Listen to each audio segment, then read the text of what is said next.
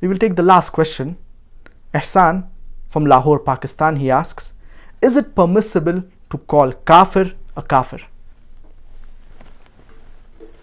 The word Kaafir is derived from the root word kufr, which means to reject, to conceal or to hide. Linguistically, the word Kaafir means to reject, to conceal or to hide. In Islamic terminology, Kaafir means a person who rejects or hides the truth of Islam.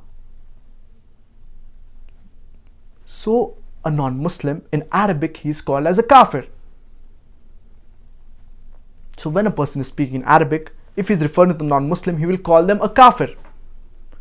So it is permissible to call a non-Muslim a Kaafir, because this word Kaafir, if you translate it into English, it refers to as a non-Muslim. So as I said, linguistically, it means to reject, to conceal or to hide. Like the farmer, he hides the seeds. But in Islamic terminology, it refers to someone who rejects or hides the truth of Islam. Non-Muslim, in Arabic, he is called as a Kaafir. If the Kaafir or the non-Muslim, they do not like this terminology of Kaafir, then I would request them to accept Islam, and we will stop referring them as a Kaafir, that is a non-Muslim.